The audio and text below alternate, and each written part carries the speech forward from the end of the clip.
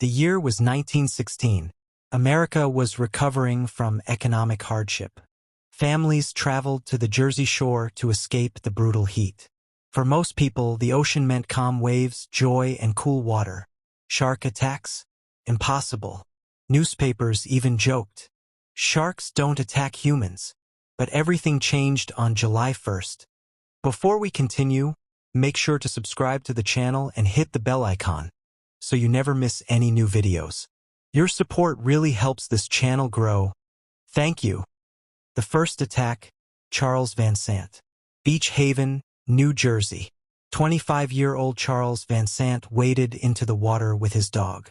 He swam only a few meters from shore. Suddenly, a dark shape rushed beneath the waves at a splash, a scream. At first, people thought the dog had bitten him, until the water turned red. A massive shark clamped onto Charles's leg. Lifeguards rushed in, pulling him out of the water. His thigh was torn open, and he bled to death on the hotel floor. The first recorded fatal shark attack in U.S. history. Officials panicked, but insisted it was a one-time accident.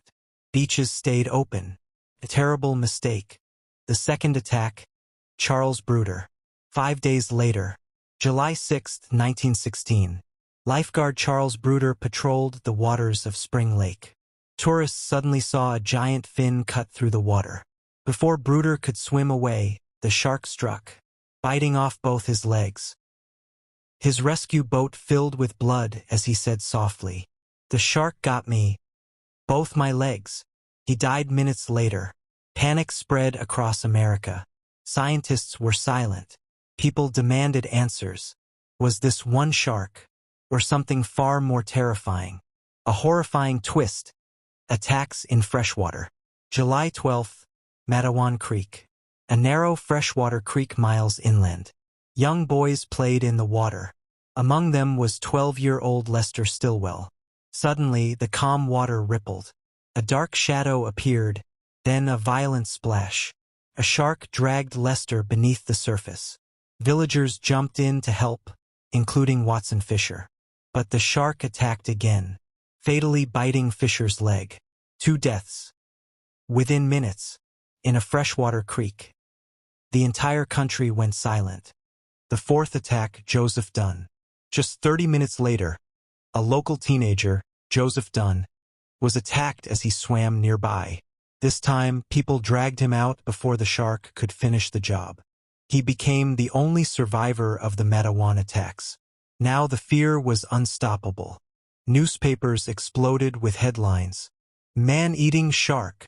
Coast in terror. Families fled the beaches. Rumors spread. Some true, some exaggerated.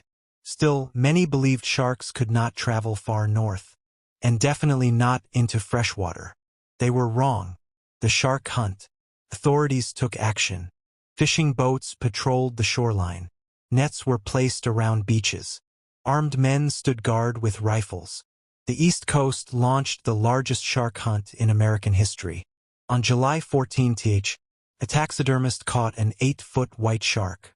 When they examined its stomach, they found human bones.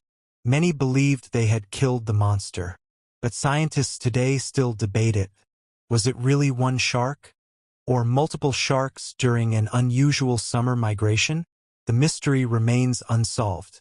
America changes forever. The attacks forced scientists to finally study sharks seriously.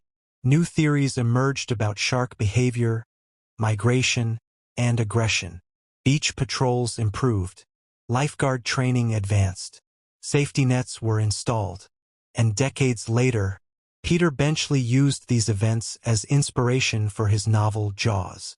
Hollywood turned the 1916 terror into one of the most iconic films in history. But behind the fiction was a very real horror. Legacy of the victims. The victims of 1916 are still remembered. Charles Van Sant, Charles Bruder, Lester Stillwell, Watson Fisher. Their deaths pushed America to respect the ocean's power. They changed science. They changed beach culture. They changed history. The summer of 1916 taught America a lesson. The ocean is beautiful, but unpredictable. Sharks are not evil, but they are ancient predators. And when we step into their world, we must enter with respect, caution, and humility. This was the true story of a forgotten American nightmare. A story of fear, tragedy, heroism, and mystery. The Summer of the Shark.